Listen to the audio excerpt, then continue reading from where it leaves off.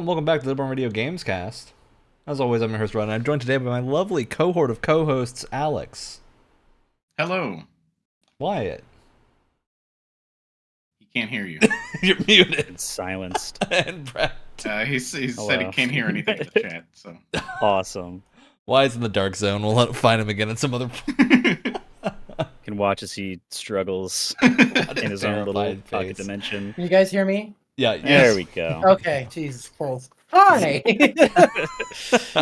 Good. Look, we always have to have one technical problem. We can never have none. Probably better to get it out of the way with at the beginning of the episode than someone mid was- sentence. So one of you was talking, and then literally right in the middle of your sentence, just everything just cut out and stopped working.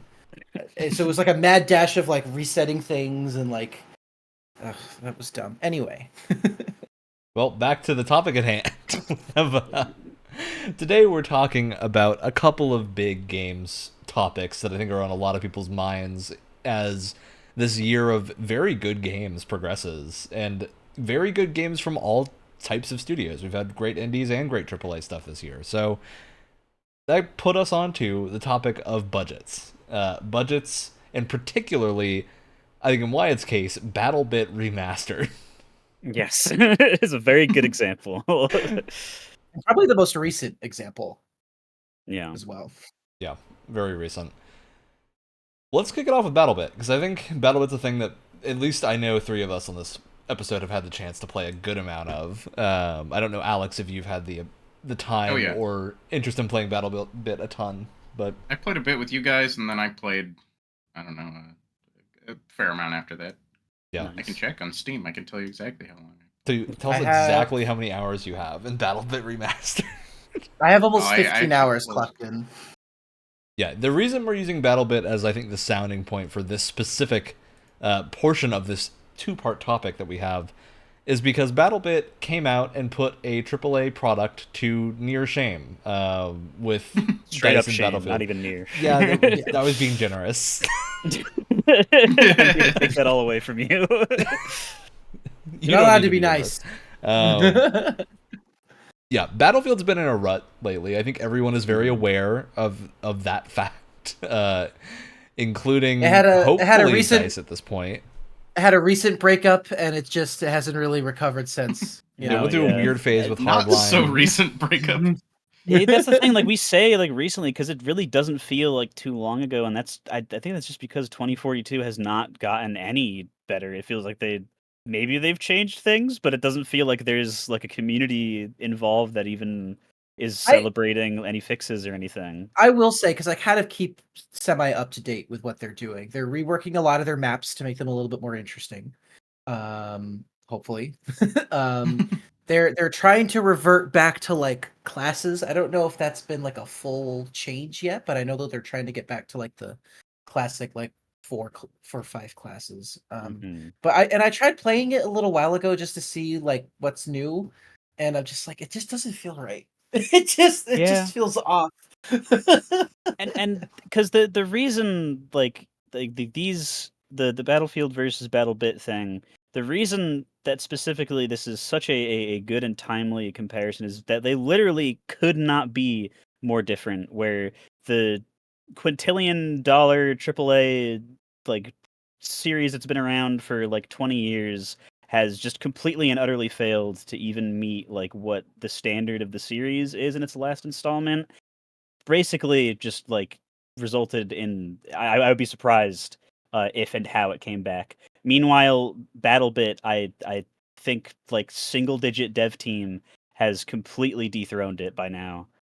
It has more players than I think multiple of the like lower player counted Battlefields combined, including some of the more recent ones too in there. And I don't know what the like exact budget for either project is, because I know Battlebit in particular was funded off of Patreon money, and 10 of those dollars were from me. But I would have to imagine that Battlefield 2042, had years of development. They made sure to like show off that part to try to get people's hopes up from people not liking 5. They also canceled roadmaps for 2 different games just so they could work on the game. And I'll Not never worth it. forget. I'll never forget at the time I was like, hey, if that means they can have all hands on deck for a good Battlefield game, then I'm fine with that. I Exactly, am and I eating agreed my with you. words like a 3-course meal Mm. right now. Mhm. I got my fork and I got my knife, and I'm just eating those Yep. words. Really going at it. Really just chomping down. Yeah, I mean, the current number of players active in Battlebit right now is higher than the peak players for Battlefield 2042 for the last like 6 Whoa. months. That's That is- awesome. Ah. That's incredible. That's more than I expected. It's significant. Battlebit has about 20 something thousand people playing right now, 23,000. I mean, it was. Correct me if I'm wrong. It was like top of the Steam charts for a little while, wasn't it? Oh yeah, it sold For when it first far came and out in early above access, yeah. what Yeah. had been expected of it. Smash success, I think everyone could say. Oh And yeah. yeah, it just feels really good to play as well, which is Mhm. that's the thing Yeah. that's been continually not being there with Battlefield, is it just at the core doesn't feel as good to play. And And that's I a bad problem to have. I feel Yeah. like the most embarrassing part is that BattleBit is in early access right now. We have all Yes. said at various points, if they took Yep. the early access tag off the game, not a single person would complain. And I think any new players wouldn't even notice that it was in early access. It is Yeah, fully Yeah. polished, plenty of content. It's like good to go. Yeah. I'm like I was in the days leading up to this, I was trying to think about like if I had any like even like small bugs, and it's just like no. The BattleBit's been in like a very loving development cycle with like a ton of fan feedback because they kept doing public tests over the whole like year or even more leading up to the Steam launch for the game, and like really it's very clear to me that the team behind it like took into account all the things that everyone was saying, and even honestly even during the public test before it was released on Steam, there was never any like crashes or anything crazy like that. It's like it's we'll get on to this more later, but the fact that it is surprising like and just amazing to have a game that can release nowadays and not be full of bugs on launch is like crazy, and that's kind of depressing for everything else. But for BattleBit it's really good because I don't know what I don't know if this group of people is going to do anything next in the future, but I think they've just struck such a home run immediately where any shooter game that they could possibly make, I'm game for it because they have the base mechanics down, and you know I feel like it could be where say they truly went back to basics for an official Battlefield game, and they just tried to nail like the basic what you'd expect from like Battlefield 3, 4, 1 and 5, and yeah, the ones that people like, these are the mechanics from these that we really enjoy that they have not been able to replicate in 2042. I feel like just because Battlefield, like the name, has been around for so long, and there wouldn't really be any innovation in that people would still be a little bit disappointed because like yeah, you got the base gameplay right, but you know where's the stuff that makes it feel new? That's basic. BattleBit Yeah. even does that. It does the basic Battlefield things, but then also there's like individual little mini voxel destruction and sledgehammers to break through walls and shovels to dig through little peak Driving holes, down I dragon really- bodies, which 2042 famously could not accomplish, or Battlefield 5.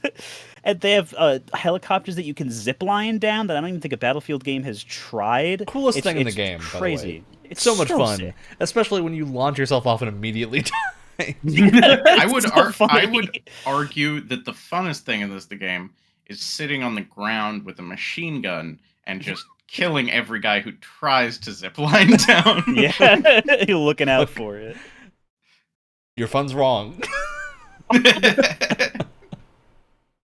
Yeah, I just think having Battlefield always in its advertisements tries to get those Battlefield moments because it was like a classic thing in the era of Battlefield 3, 4, and 1, all the way up to maybe 5.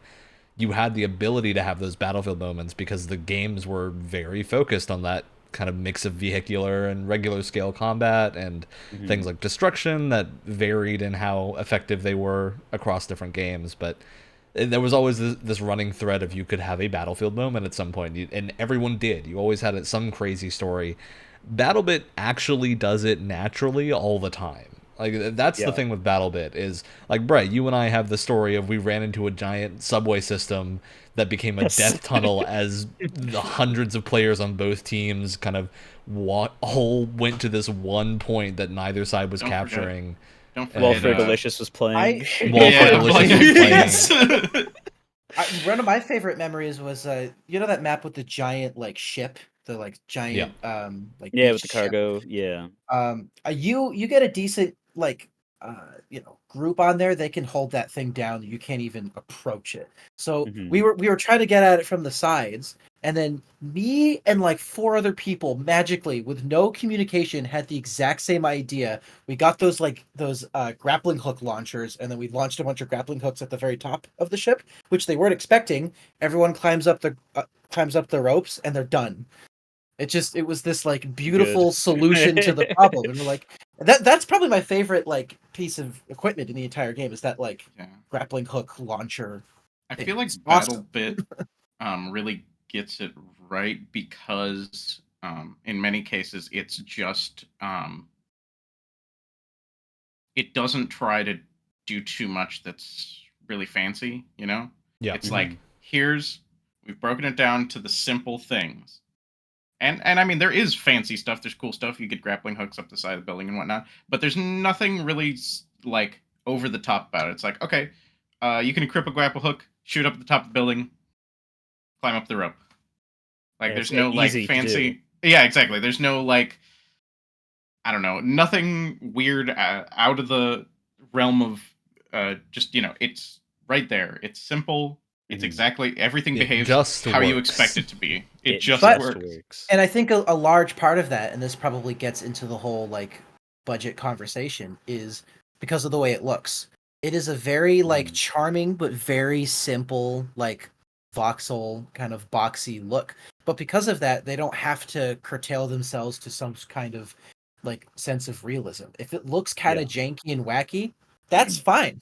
In fact, if anything, that just makes it better. Yeah, exactly. It's all part of the look.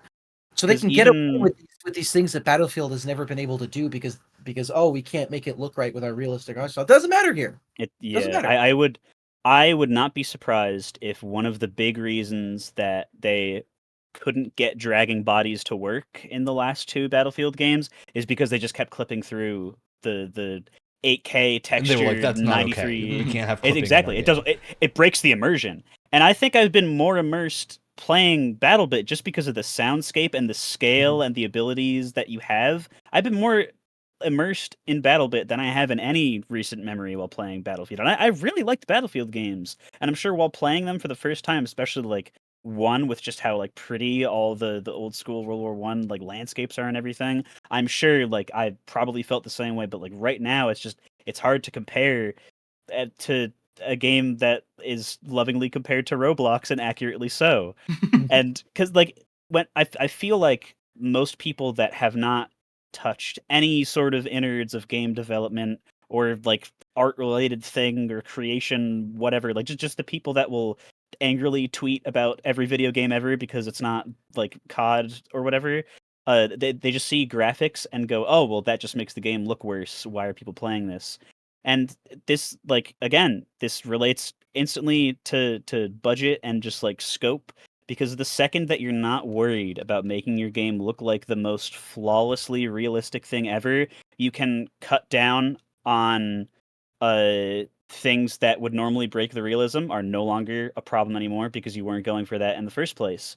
All of a sudden, a whole slew of graphics cards that are at least 5 or 10 years older can now magically run your game because they're not rendering individual pores on the guy that you're shooting from 500 meters away. That you're never gonna see. And you're never gonna see.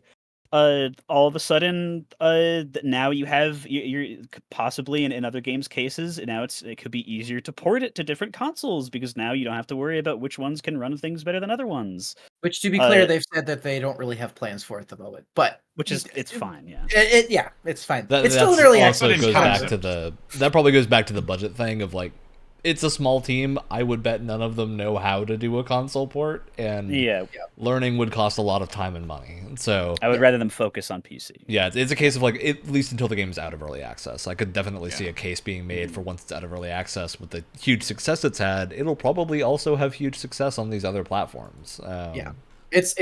It's not necessary because it's like you have your audience. You don't need to Yeah. expand it right now. You have a dedicated audience. Just improve the game right now. Yeah. In terms of the art style as well, being advantageous in this case, I do feel. Well, I have some complaints about some like the UI. Occasionally, I feel like it's weird if you can tell who's an ally and who's not. But other than that, I feel like the game is very readable. There's rarely a case where I'm like, is that a guy?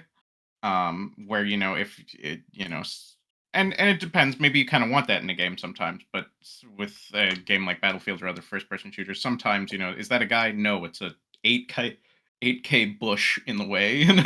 Battlefield 5. That the one map where it's just gray trash everywhere, and all the soldiers on it are wearing gray trash, and it's just there's no spotting anymore because they wanted to make it hardcore and to get the casuals out of here. I like that. I like seeing my enemies. It sort of you wouldn't depends tell on the where people kind of are. game. Yeah, it depends to me on like the kind of the game I'm playing, and I think for Battlebit it works really well. If I'm playing Sniper Elite, maybe I do want to be like, is that a guy or is that a statue of Hitler? Yeah, but in like a competitive multiplayer game, I think especially because there's a phase of every Battlefield game has gone through the phase of snipers are so incredibly overpowered and nobody knows what to do. And it typically gets resolved pretty quickly. It's not a thing that always sticks around very long. But it happened. It's all like how most Call of Duty games had the quick scoping problem. It's just sometimes there are problems that are inherent in some of these games, and that's okay, but Battlebit didn't have it at the start, so it's already a leg ahead of a lot of the prior Battlefield games. Yeah, it does seem like, and this could be when I think of budget. Also, I do want to say at least the perspective that I came to this with is not only like monetary budget period, but it's also like Time. Scope Like of time the and dev scope team, are- time, how many people are working on it, what like this, because you're assuming like AAA professional game devs, you're probably, I mean, not even probably, like in some cases you're working inhuman amounts of hours to get your job done, because that's just how crunch happens. Well, and yeah, it that's sucks. why there's so many stories think that- about dev studios and crunch, because it's a scope problem of, and it is the case that like a lot of the time people really want games to have a lot of stuff in them. Battlebit achieves that by cutting down in other areas. Like Battlebit cut its scope from things like art and polish in a lot of places and instead put it into the core game loop and map design in areas where a big multiplayer shooter needs it. So Battlebit did the right thing, because it also means like, can you imagine how we would never see this game even with a like multi-hundred person studio if they were like, every brick that you put down needs to be realistically rendered, so when you blast the wall out it looks incredibly realistic and is just so immersive all the time. Because Battlebit's got great level destruction, but it's great level destruction because it looks terrible. And that's and that's one of the things, right? Yeah, I feel like one thing that maybe isn't thought about enough is like when you have a simple graphic style like Battlebit, everything becomes so much more scalable. And like if you need to fix something in your level, you need to move that boulder over, half an inch or something. It is so much easier to do that with a simple art style where you don't have to adhere to like realistic environments as much. And that's the real Like, bit I of it. We've can't seen even- like 3 map reworks since early access came out, Already. in addition to a new map. So Like I'm just imagining like let's even put aside like I'm just thinking of like AAA level design and like really good artistic level design. Like imagine you're working on Last of Us 2, gorgeous environments, but then your level design team is like, oh, we got to move this thing over a couple of inches. The others are like, oh God, I just spent all this time trying to make sure all of these like vines are coming in the same spot and like the light hits this area in the exact same way. Now I have to move not just that boulder over, but I have to move everything in order to just to get the same kind of like aesthetic look that I'm going for. Here it's like done.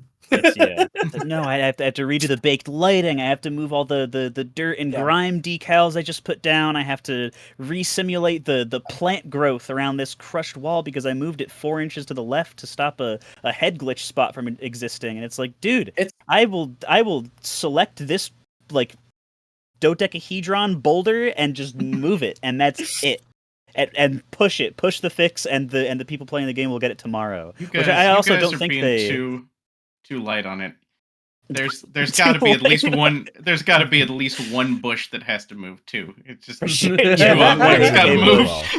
But I think that's like something that and it's not anyone's fault in particularly, but it's like it's one thing where like when people ask in big AAA like games where it's like, oh, we want this level to be changed. It's like it's not that simple. You can't just move game objects and assets and props around. It's not that simple because like it affects like so many different things unless you have an art style like this, or you then built again around it's literally just or you your have engine like Halo is good Forge or something. You've got an engine that's built for that purpose of like Halo could very easily, at least older Halo games, very easily adjusted levels because of like the era of Halo Reach especially was tons of cool level stuff being done because the tool was it's super simple to use. It even though that game it does have a realistic art style, they didn't care about things like clipping very much. So they would still make levels with these tools that are like, if you were to no clip out of bounds, you would very clearly see that it's like a massive scaled plane that is causing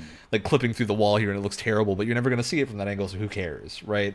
You saw it constantly when you died in those games. Constantly, for sure. like all the Forge multiplayer maps, if you ever got out of bounds somehow, they look terrible. But because it worked well enough, it was good. Like, it's a good middle ground. You ever played a Halo map and you're like, something about this seems a little off? It's probably a Forge map. Something seems off. Why does everything feel so empty? Which we do. We have bashed Halo Infinite a fair amount on the show, but I do want to give them credit for their Forge mode because there's been a lot of cool stuff made in it. It did take forever to come out, but it is a game engine. I remember using it like a couple months ago, and I was like, all right, I'm getting, level design flashbacks from college right now. I can't do this. I can't go back to this.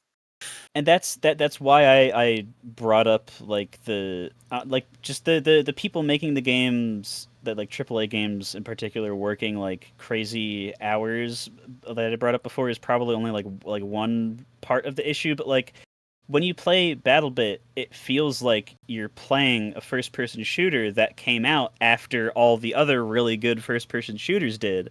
Whereas you play Battlefield 2042, and in some instances even Battlefield 5 and 1, and you wonder, did they not like pay attention to the like things that we already got used to being done well in other games that tried this before? And like I don't know if it's just because nobody on the massive 250 person development teams have played the other games that did things well.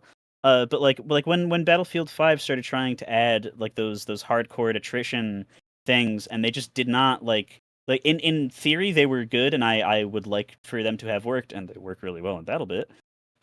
They like took the like weird wrong parts from them, and by that point like hardcore shooters had already existed, and it feels like they either didn't have the time to play those because they were our full-time game devs, or they just didn't want to because maybe it was a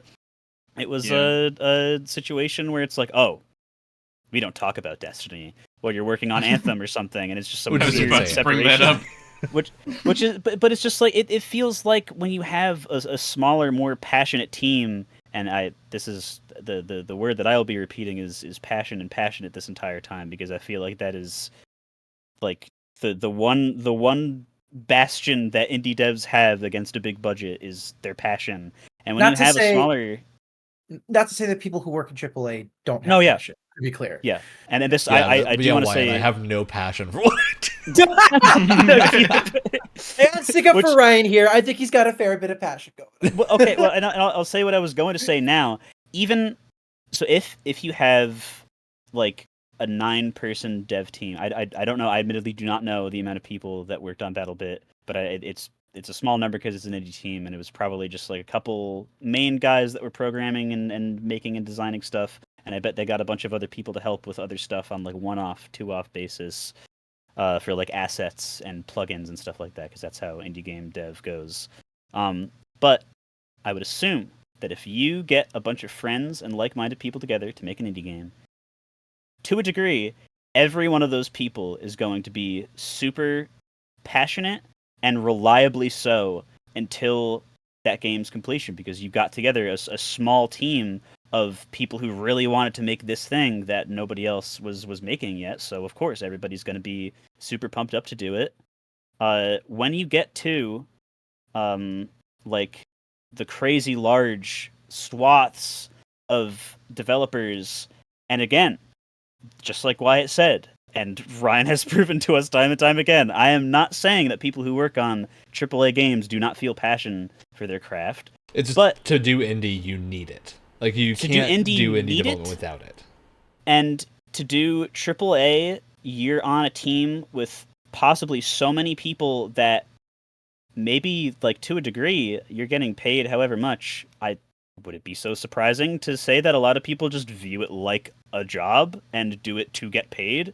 And like, even if like that's not a negative way to treat making a game, but if you get enough people on a game dev team that are like that, then you get a disaster like Redfall, where it's like very clearly the people that are working on the game, and this is from like stuff that has come out from the development, they didn't even want to make what they were making. They were just at some point they were like, we just need to get this out because we spent so much time on it that exactly, yeah, we got to salvage something. Which, yeah, I think that's why we used to hear a lot of high profile game cancellations, and very rarely do anymore, because if those cancellations happen, it's probably that we as consumers just don't hear about it, because it's early enough that they just never got into full development. Whereas in prior years and whatnot, before internet era game dev, there were tons of projects that got super far along and just never actually ended up releasing because of like licensing or other things. But they also didn't have budgets the size of Mars. So that's what I was going to bring up. Is that it's more profitable if a game is, not doing well internally. It's like, just push it out the door. Some people will play it. We may get our money back. It's better than just having that money just go down the hole and never see it again. I did a quick Google. I just sent the link to you guys. The dev team, the team that is listed on the Battlebit Remastered website is 3 people. Yep. Yeah. Oh. Now I don't know if there's other folks that have hopped in and helped out here and there or whatnot. But what's listed on the website is 3 names. That is pretty crazy. And notably, their titles are lead dev, 3D artist, and moderation team and level designer. Not a single sound engineer or anything in there. Despite how good the sound design is. Despite how good the sound is. Yeah. I mean, BattleBit's a really special case, I think, as well. And to be fair, BattleBit is not immune to dev issues. Of like, BattleBit was in development for 7 years, and it's still in early access. That's an incredibly long dev time, but it's clear that like that work was very well done, and it has paid off for them. And I think it's a better kind of perspective of like, we can fund 3 people for 7 years. We can't fund 300 people for 7 years with no return. And with it taking 7 years, with those 3 people, I cannot imagine. I'm sure there is no way that these people don't have jobs other than this game. Yeah. They have I'm sure now they don't. Now they probably are good to take some time off from whatever they were working on before. Now they can probably devote quit their day job time, maybe even hire, say, a 4th person. I mean, but it's going to take 7 years when who knows what's that game's going to get delayed when one member says, "Oh, sorry, my kid got sick." Yeah. That's suddenly a team-wide concern every time. Yeah.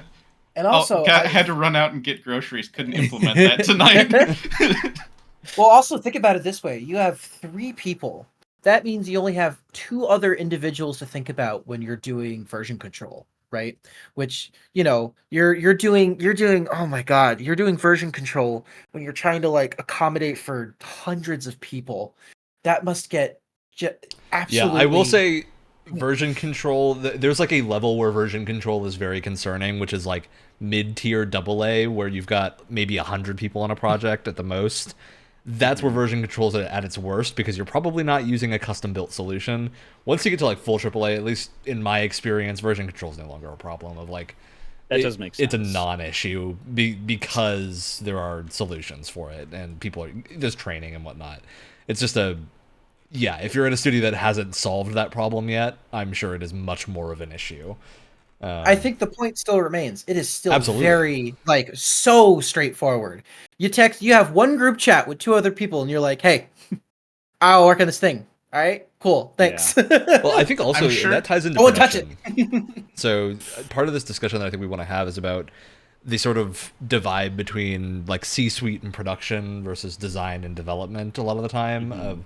And not to say that those are different. Like a lot of the time those are the same people at smaller studios, but production scheduling does not always line up with what development scheduling is. Yeah. In a lot of the time, it's just a case of like it's hard to estimate creative work anytime. Like, ask an artist how long it's going to take them to make a painting, and then you'll get 100 different answers of like, well, if I have artist block on this day, it's going to take twice as long, but if I don't, maybe it'll take 5 minutes. And like, You'll get a different answer every single hour. yeah, like Pretty it's much. there's a limit to how much predictive work you can do in a creative thing. And I think indie teams often it's a nice thing they don't have to deal with that a lot of the times, but they also often fall prey to it because they don't have any type of estimation of how much time they're going to take on things. They end up crunching super hard, because a lot of the crunch stories we hear are not from AAA, they're from indie studios. I think very famously, the Fez, like single developer who made Fez, basically burned himself out on game development ever by making Fez, and then immediately like went ballistic, insulting people and all that. Huge drama was over that for a while, but indie dev can be just as stressful, if not more so, than AAA. Because like I think, as Brett was talking about earlier, AAA, you have people that have your back a lot of the time. Like if you're sick or something, it's not a big deal because there are other people on a team that can cover for you for a little bit, or maybe like your timeline is extended enough because you're not focusing on every individual element of a game. It's like when I'm working on something, I'm not working on every part of the game. I'm working on one part of the game, and that means I have a lot of time to spend on that one part. Whereas if in an indie studio, you're working on tons of parts of the games, which is also why the scope discussion comes into point. Is Battlebit, they're just working on a multiplayer shooter. That's the core of their game, and they know it, so they don't have to spend time working on a single player storyline, right? Like they're just like, we or never need launching a that. live service. Or launching a live service, or doing like all these other things that are just, for an indie team, distractions. Like they would be just taking time away from multiplayer. I think very famously, I don't know how many people here have heard of Battlebit. Battlebit was a phenomenal game by... Did that get canceled like right away? Or am I thinking of something else? Not right away. No, that game was out for a very long time, but it was a... Let me make sure I'm saying the right... Yeah, it is Battlebit. Battlebit, it's by Stunlock Studios, who are a very good dev studio. They've made a lot of good stuff, but Battlebit was a sort of idea of what would League of Legends be if it was like a 2v2 or 3v3 small arena game where you use WAS to move and you like skill shot everything. It was very good multiplayer, like quick match competitive game. But at some point in development, they realized like this game is not getting the publicity that we need for it to be successful. Like it's not getting the player numbers. So they tried a bunch of stuff, but they devoted a ton of time to a Battlebit Battle Royal, which is sitting at positive on Steam, but it fractured the player base and made the game, both Battlebit Royal and the regular version of Battlebit, die much quicker because there just weren't players. Now, that said, their newer game where they've kind of solved that problem a little bit, V Rising, has done phenomenally well. Like V Rising was extremely well received when it launched on Steam. It's still getting updates at a good clip and whatnot. So they've kind of solved that problem now, but it took a failed game to know that, basically. V Rising was another game that not that long ago that game released, and I went, wait, what I played was early access? It's still early access. Yeah, V Rising launched and it felt like a polished game. Yeah. There's clearly No, I like a think it ceiling to did. content. I think it did officially. It has come out not early officially access. Really? Yeah, I thought I'm it looking was at the like store a page right month now. ago or something. Okay. It, Well, either way, it got a huge update a month ago. That game is so good. Like Yeah, that could be its own. yeah, it's a great example of like how to take a cool building survival game, and especially because V Rising's got a couple of mechanics that are a little bit iffy because they're not iffy from like a design perspective. They're very well designed, but they're designed around the multiplayer servers where you're playing with other people and there's PvP and whatnot involved. So they have mechanics where like you need to fuel your castle engine for things to not deteriorate, and that way you have to like make sure that you're actively playing or else other players can start claiming your land, which, that would be super frustrating if you're a single player. So their solution is you can have custom servers for your own stuff and tune every single thing in the game to be as good, as difficult or as not difficult as you want. And then you never have to deal with that. You can just make it a non-issue, which feels great. Like, it's a good solution to have of, hey, if you're going to play on multiplayer in these servers where we need active players all the time, you have to deal with consequences of, like, if you quit playing, your castle's going to go away because other people will probably need the land. And in your single player environment, you don't have to deal with that, which is, it feels really good. It's a cool, or maybe you do want to do it. Maybe you want it to be like a challenge run in your single player game, because unlike multiplayer, the single player game clock is not running 24 hours a day. It's only running when you're actively playing. So a lot of stuff, you can scale it to work a little bit differently. And that kind of ties into another thing that I think if you're a smaller studio, 3 people, 10 people, whatever. Another thing that you have to keep in mind is like you're making a project. You have this kind of like you have your intent, you have what you want to do. You have to focus on exactly what is important here. And like the fluff either needs to be not there at all or it needs to really not take up much of your time. You have to be so smart about where you put your money. You have to be like in terms of the experience we're making, what is most important here, and everything else, at least for now, can fall to the wayside. And I feel like bigger teams you get, the more budget you get. Understandably, you're like, I wanna have more, I wanna add more. And you can sometimes lose sight of like what really is kind of important for our trajectory here. I definitely, because just because you have like statistically numbers wise the ability to probably make all the crazy moving parts and pieces now that you have a multi 100-person dev team working on something, if you don't like nail the base, like if you don't get the basic Battlefield gameplay down, doesn't matter what the hell you add to Battlefield 2042, it's not going to matter because the basic Battlefield expectation isn't even met. So it doesn't matter like what your like that you could have infinite time and infinite money to expound upon it, but if you don't even get that like the scope down in the first place, uh that's and again, just like we say before, it's one thing to fund 3 people over 7 years, it's another thing to fund 300 people over 7 years, and if your 300-person 7-year long dev project that you banked everything on is the failure that you have to learn from, you don't get the chance to learn from that. 300 people of their jobs. Like, it's exactly, yeah, huge like that deal. yeah, that's why like things get like canceled inside, because like why like there comes that point where at some point we have to release it, but also on the other hand it's like, do we really want to spend like 5 more years on this? There's other things we could be working on, and by the time this comes out, we've lost sight, we've lost the plot of what we were originally going to do. Yeah. And so even no go no, go for it. So even in like the big AAA space, like if you do not have those fundamentals that like an indie team like has to have, probably like a little more because there's fewer people working on it, you're still going to end up releasing a flop or a game that people actively like dislike because you basically failed. There's no nice way around it, and now you've blown millions of more dollars compared to how much it would have been if it was a small project. Yeah. And that's also the big difference between games like Battlefield 2042. They come out, they flop because they can't even get the basics right.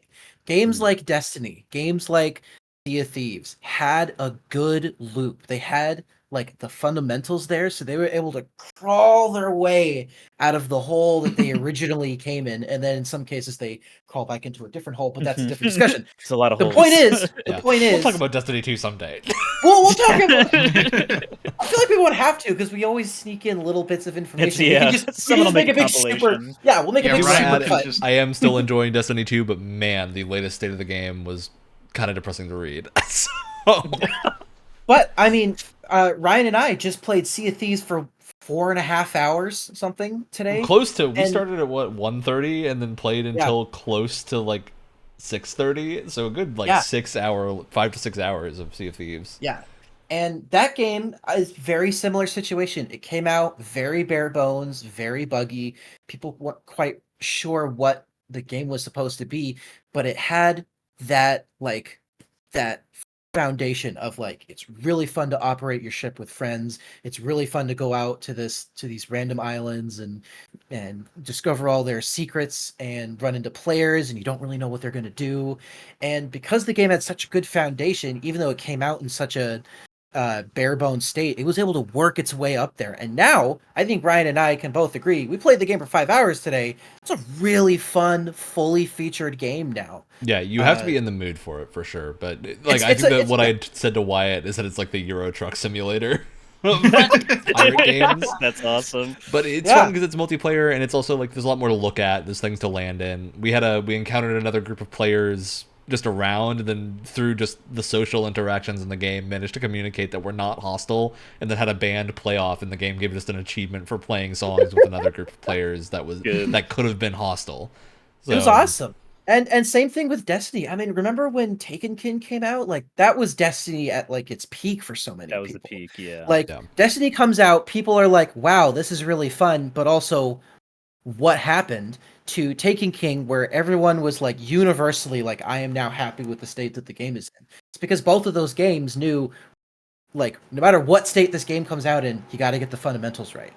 And not that I'm endorsing that as proper game development. What I'm saying is that like there's a difference between a game that comes out and has potential, which is why it's able to progress further on, right? And then you get things like Battlefield 2042 where it's still trying to get those fundamentals in, and so it's not able to capture any more players because it's still trying to get its basics in.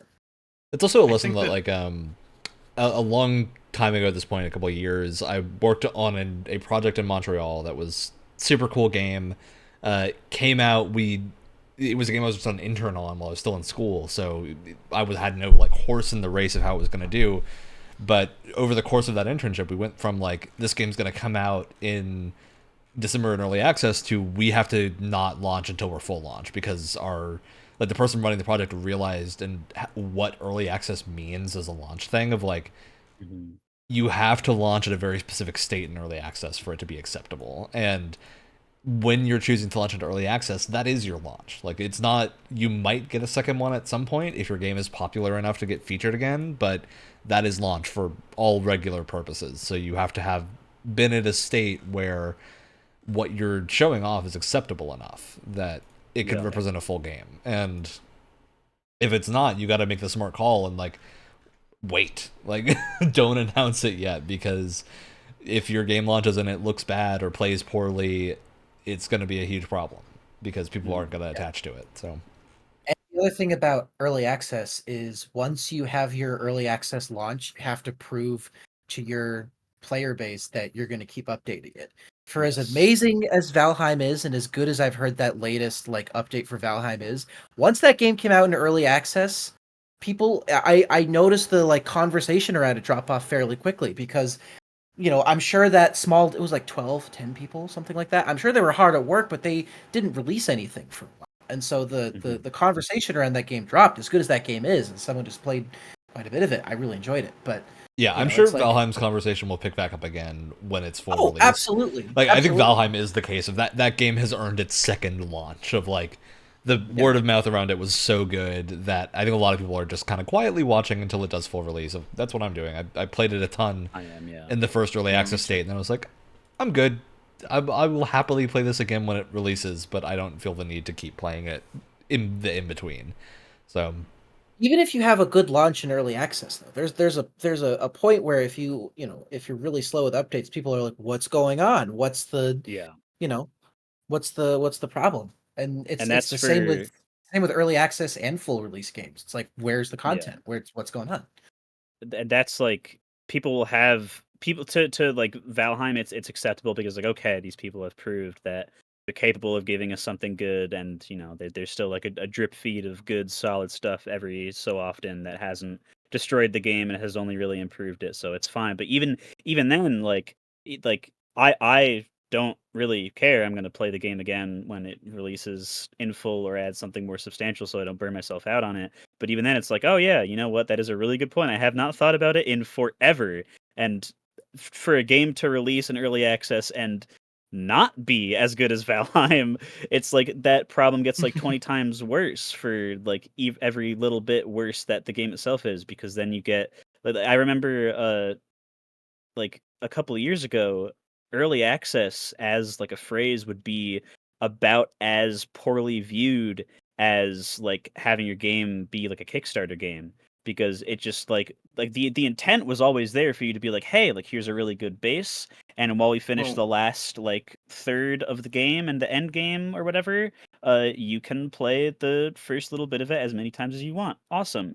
It was like totally taken advantage of and just like full of like really crappy projects from Yeah. like indie and AAA yeah. studios alike. It was just very clear that they were just taking advantage of, ooh, we get free money earlier. We don't have to finish the game yet or ever. But Yeah, I now mean, I look feel at like people, well, I guess you already said Kickstarter game, so that kind of yeah. covers the Star Citizen of it or whatever. That game, everything I've seen of it looks cool and polished, but I'll see Yeah, you guys in the another crazy thing 34 about Star years when it Citizen. launches. So I played Star Citizens, like one of their free play weekends that they do occasionally, way back in I just think it was high school. This was like gotta have been four Oh my plus God, years this ago. I'm pretty sure game, that this video.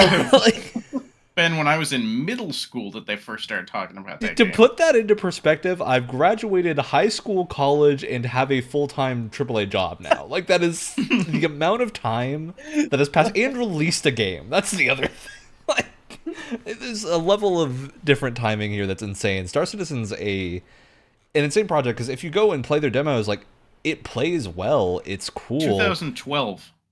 It's so hardcore. Like, Star Citizen's so hardcore that I doubt it's going to find the audience that thinks it will when it's done. And it's really just very specific sets of people funding it so much. And when it launches, if it ever does, because it's important to note, it has one star system in the game. Mm-hmm. For the game that's whole thing is being like a persistent universe that has one star system. And that star system is fleshed out and cool. It's one thing. The single player campaign they've been advertising for the same amount of time is not out yet and gets perpetually delayed every time. Like, I'm thinking of a different game, but didn't they market that like Mark Hamill was Mark gonna have Hamill like is in Nope, the that's campaign in for it. Star Citizen, Yeah. Squadron 42. We don't know where it is. It's off somewhere in the distance. Yeah, it's wild, especially because they announced voice actors that early in development. Of like, if you, what are they doing? Like, Well, to be fair, also, Mark Hamill was one of the main actors in previous games made by Wing this Commander, developer. Yeah, like Wing Commander. So, like, Okay. It's just Chris Roberts is one of the person who heads up Star Citizen's dev team, is legendary for Wing Commander and Freelancer and all that stuff. Do you think- yeah, games where he had someone above him telling him when there was a date for the game to come out. Mark Hamill's been in 2 of those projects. Then that's interesting. Look, deadlines Versus the other person are often the bad guy in a lot of game development, but they're also very important to put Yeah, some we're kind hitting- of How pressure many to complete They're the thing. ambivalent. How many times have I said this on this show? Game developers are incredibly creative, hardworking people that will never ever finish a project if you don't tell them to. Yeah, you need. That's That's just why the producers reality exist. of You it. need The producers fact that- to reality check your development. Like, the head designer is also, like, the CEO and head producer and everything, and has basically an infinite money source from...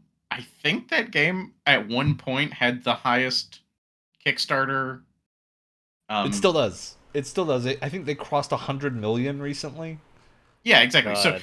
if you have near infinite money, like you can't spend that much on developing that game. You have near infinite Oh my money God. and no one to tell you, hey, this game actually has to come out someday. Yeah, then it will just go forever. Yeah. We can do another They, episode as of in this another year, have 6-7 years. $500 million. Oh in my funding. Oh my So, God.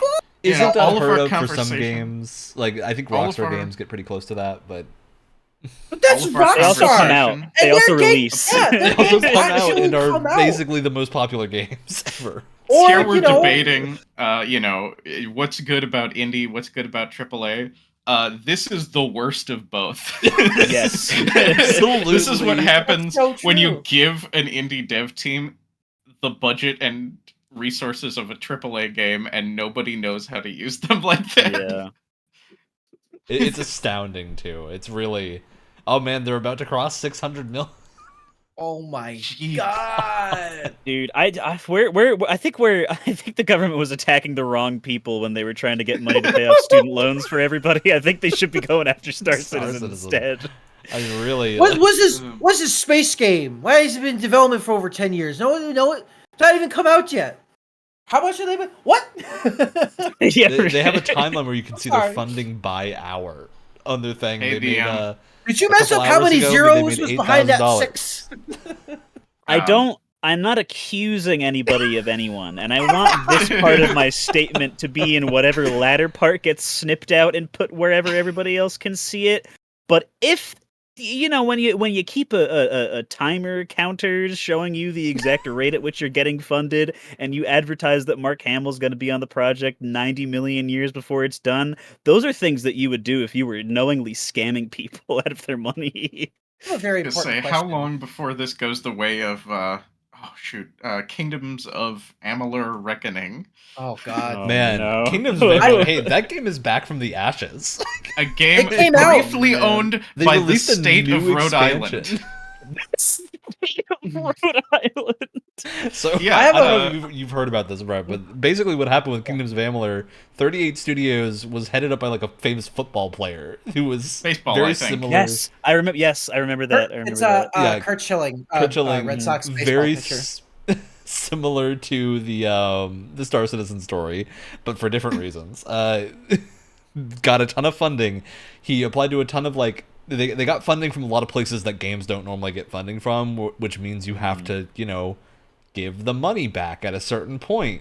So the Yes. state of Rhode Island funded a big portion of this game and was never paid back. So Wonderful. the studio closed and declared bankruptcy, all this stuff, and now the rights have wound up with, I think, THQ? Yeah, I think Yeah. THQ bought him off because probably the state of Rhode Island didn't really want him. Talk Yeah, about like, what is the state of Rhode coming, Island gonna do with a video game IP? Like, Yeah. Worth- talk Worthless about to coming them. back from the dead. How, So, yeah, how THQ fitting a Nordic. game. How fitting that a game that was dead and buried was brought back by a studio that was also dead and buried around the same time. Yeah, and well, we can have a whole episode on that game. Probably, I don't need to get Also, into it's it now. called Re-Reckoning now. I just want to... It's called Oh, yeah, yeah. Re-Reckoning. And they released a new expansion called Fate Sworn that was developed by Kaiko and Big Huge Games. I'm just so curious as to what happened. Like, someone has to have, at this studio, just really liked Kingdoms of Amalur. Well, it had like Convince people an that- interesting world that was written by like a Fun well-known combat. author and whatnot. Yeah. Fun combat. No, I'm super I happy just- about it, but I hope we get an actual sequel or something at some point. I do have a Star Citizen question for you guys. Do you think Mark Hamill actually remembers that he's supposed to be like working on that game? I think like a he's voice already actor. Do you think recorded he- his lines. No. Yeah, I think it Oh. has to have been years since he. But do you think he He remembers? He's like, Star what? Star My Wars? question is- No, wait. My question is, does he think the game already came out and flopped? Like, it's like, huh? I guess that game didn't do so well. I haven't heard anything about it. Oh, Yeah, I mean, he's in the trailer for this that they released like in 2018. He's gonna be, and now I say this to make fun of the game. I don't think Mark Hamill's like that old or anything, but he's gonna be dead by the time that releases. I was thinking about that before, and just think about just like 25 years from now, the Mark Hamill's last role will be Star Citizen. Like, oh my Yeah. god. Okay, I'm gonna read a paragraph to you that this comes from Games Radar, an article that they put out in 2022. So this is 10 years after Squadron 42 was announced. In response to some of the questions about how Star Citizen development was going and like why it's taking so long, one of CIG's people explained, "We knew early on that to hit the fidelity we expect for Squadron 42, we would need to do some R&D on bedsheet deformation. The work is currently underway, and if it's successful, will allow the AI to deform their sheets when entering, exiting, or sleeping inside them. This is a challenging assignment and expands the complexity of this feature. For example, what happens to the sheets if AI needs to exit the bed in an emergency?" No one cares. Exactly, and this is why when I'm thinking about this topic, it can't just be budget money equal different kind of game than budget with little money, because there's so many other things that if you start giving people millions of dollars, their brains become different and less human than the people that don't have millions of dollars. Brett, And they start Elon to think Musk about problem. things imagine like spending bedsheet deformation. Can you imagine spending weeks of your time on bedsheet deformation? Probably At this without point, it being has to able be to use years. an actual bed.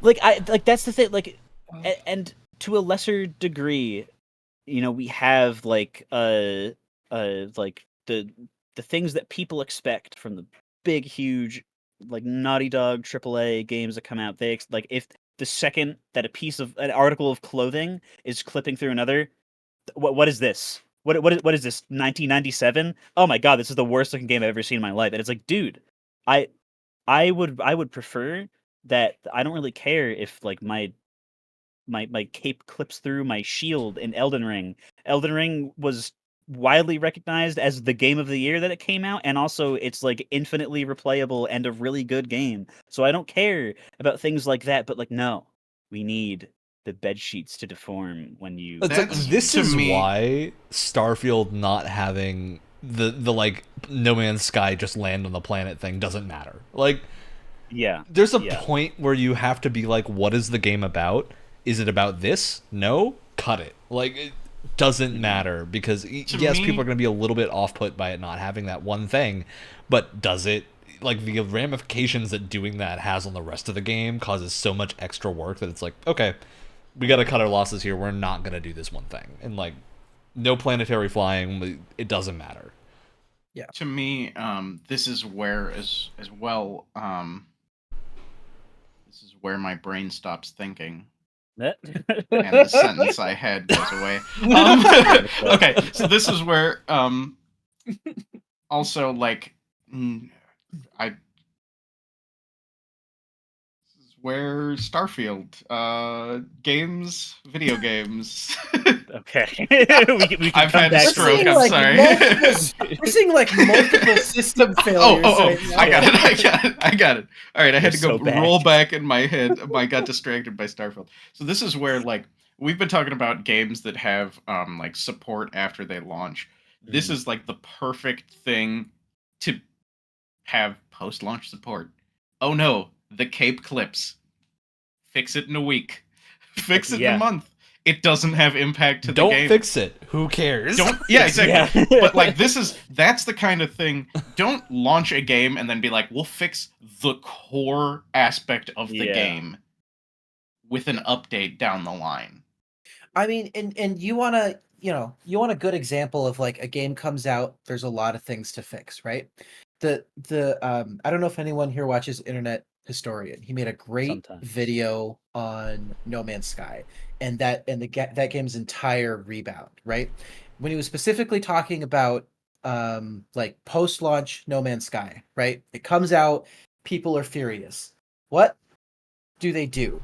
They take all of the major criticisms that they're getting, all of the same things, they put it in a giant like Excel sheet. They put it in this giant data set, and they're like, all right, here are like the most common complained features, and we're going to organize them by how like frequently people are talking about it, and then we're just going to go down the list. Like that is the most workman, like we're working on the most important stuff, like straight to the point.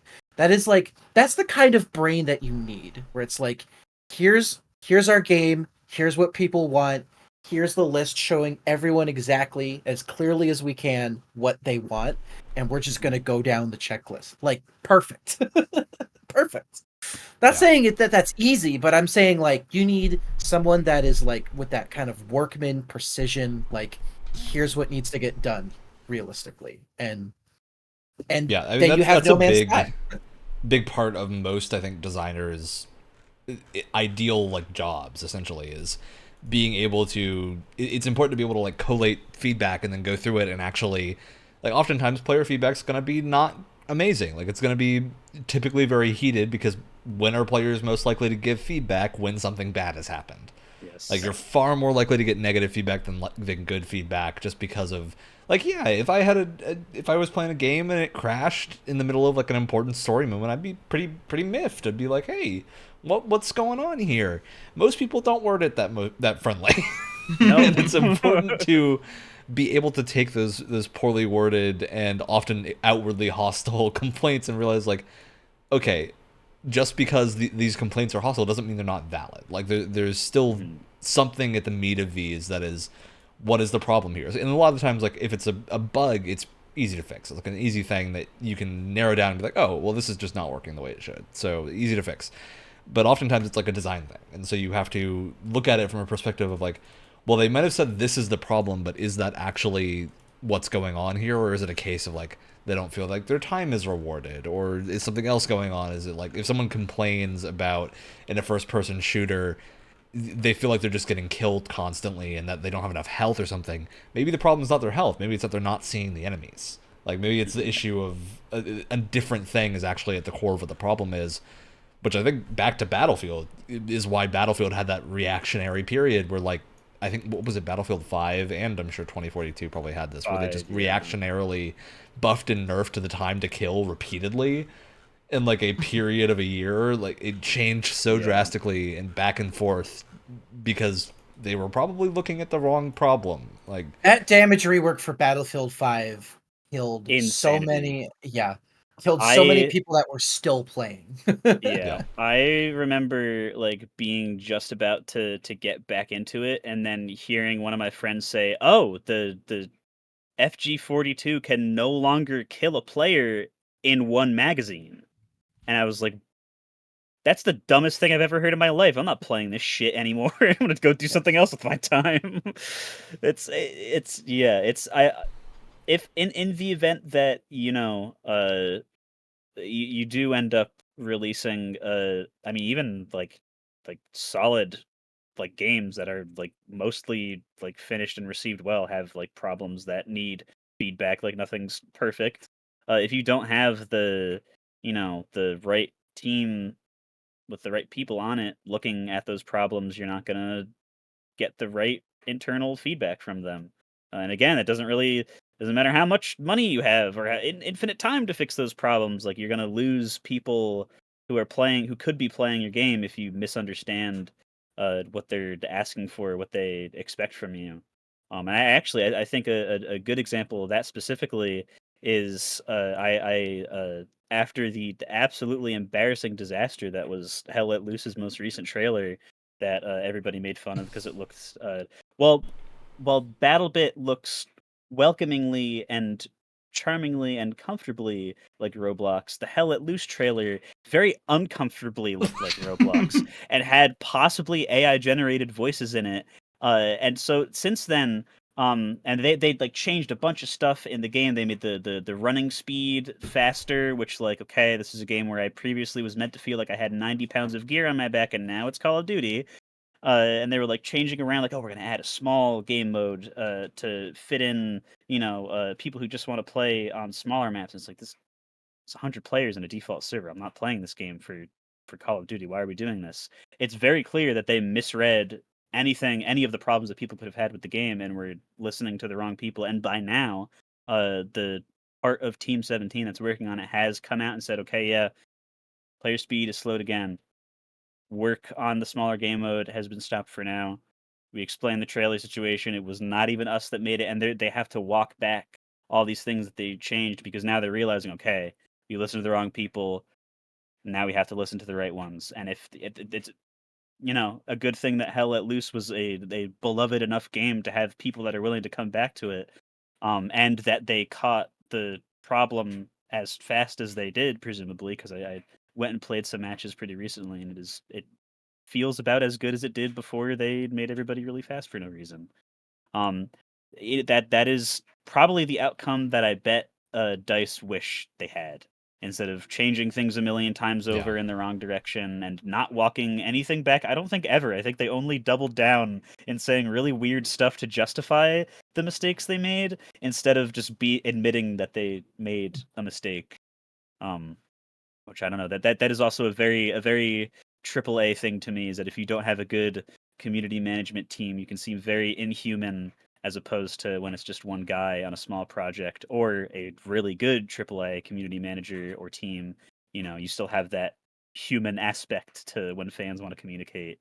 Yeah, I think that's something that, like, another recent example, very recent, Baldur's Gate 3. I feel like they had a lot of the sort of advantages of a strong community support from the community, and their community management was really good. They were pretty transparent with a lot of things going on with the game, and what was happening during early access and whatnot.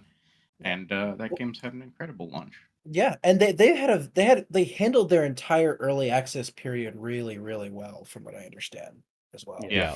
Baldur's Gate 3, I think, is sort of the poster child for avoiding most of the problems that we've talked about, because it's a game that is massive, huge, made by a AAA team, and released fine. Like, there's largely not a ton of issues. I mean, the game did have issues of, like, people were doing too much stuff, so the save files had to increase in size because they realized that at the end of the game you'd crash because your save file didn't have enough room to save anymore, which is very funny. I feel like Elder Scrolls games had that problem at some point too.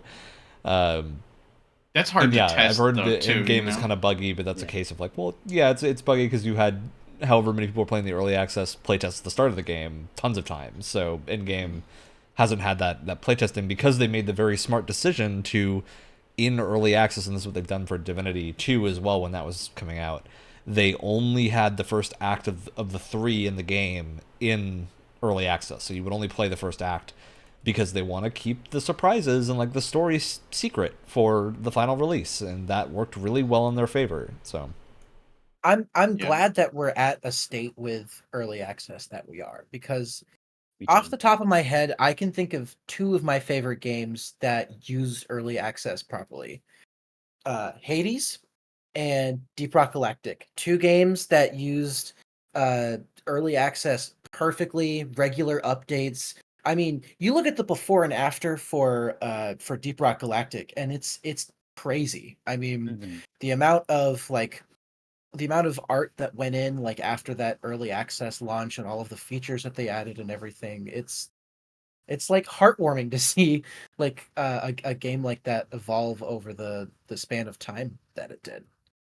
Yeah, And I so think I definitely agree. Uh, I feel like we're in a state with early access now where it's viewed in such a way by not only like us, but like developers who are developing things in early access, where they treat it with enough respect, where it's like, I want more things to be in early access so I can play things I really want to play earlier before they come out, and then when they come out in full, they can be more polished or whatever. Like what I would give to be able to play Armored Core in early access right now. So many, like Starfield, same thing like that. I'm just excited to try so many AAA and indie things that, like, if they're not going to give me a demo, I need, like, just like with Baldur's Gate, like the first third of the game, and then use that feedback to inform whatever else needs to be done for the rest of it, because I feel like devs have now almost, you know, with bad outliers within the last couple of years that I can't think of off the top of my head. I feel like they get it by now, which is good. Which is why it's so insulting to me that AAA games come out with a beta. Yeah. And it's like, no, It's this a is demo. not this. It's a demo. It could be a build that's like months behind what you guys are actually working on, which is often the case. But that's not the point. The point is you're releasing this beta however many weeks or months before the game's launch. You don't actually have time to fix those issues. Yeah. And Yeah, the even ones if that it's are and even if it's months behind, that's still not. It's like most betas that come out for AAA games, they should not look like that if it's a beta. They should not run like that if it's a beta. It's insulting that we have things like early access that is like this is legitimately where the game is at right now. And then you come out with something like Halo Infinite, which just now, a month ago, has a career rank system. That game came out in 2021 and they just added infection and a career rank system. So that's the stuff that needed to be right at the start, because for most people that quit Halo Infinite, I would bet that career ranking is a huge reason, because that was in every other Halo game that had those progression systems, and people liked it. Like, it feels good to, like, Battlebit has the same thing of as you are playing, you rank up in your career progression and you get cool cosmetics. And that's it helps you That's feel like thing. you're progressing through something. And it was also the case of like, I'm immediately put off when I go into my Halo game and then I look at the Master Chief Collection and I can't replicate my color scheme from every other Halo game, even if it's as simple as like, I like my orange Spartan with purple stripes. That's a good look. I used it in most of the games. Couldn't do it in Halo Infinite because they moved to a shader system. And it's just a case of like, that's such a simple thing that I want to be able to do. And it doesn't mean you can't sell your shaders. It just means I would like to have the base level of what we had in every prior game in Halo Infinite. Like, it's not a huge ask. You compare that to the game's not even out, but I've sent multiple videos to this chat of the Armored Core customization, and they just give you Substance Painter, and it is all for free. As long as you have the game, obviously, but like it comes you with get, the game. Yeah, they're giving you get one Substance good Painter part for about free. Anthem. The one good part about Anthem was their customization, because it was very detailed awesome. and you could like set materials. Great. That's cool. Armored Core has the same thing. Even better because you don't have to unlock like colors or pattern. Like you just it's just make better. them. It's better because you don't have to play Anthem. You don't have to play Anthem. You will be able to play hopefully a much better game. But like it's weird, and this is getting like I wanted to find some way to touch on this. It's not really part of the main thing, but it is just weird how like I feel like AAA in a lot of ways I mean, the entertainment industry as a whole feels like it is about to explode. Like it's just a bubble that is ready to burst with a bunch of things that are progressing in all these crazy ways. Like every single new like Rockstar Naughty Dog game has to be this technological feat of human creation that pushes every single machine that runs it to the brink of just melting because of how and every human to the point of melting. and every human to the point of making, including the people working on it. But it's just like, dude, like I just want to play a freaking video game here, guys. Like I don't need to play like the next step in human evolution that's gonna make me think about like the universe differently. Like I just want to blow up a guy. That's it. And it's very nice to have things like both in indie and AAA. Like you have the battle bits, the Baldur's Gate 3s, what looks to be Armored Core 6s, where it's just like, don't you remember how good video games used to be when they weren't trying to blow up the thing you were using and your wallet, and were just trying to let you have a good time playing it?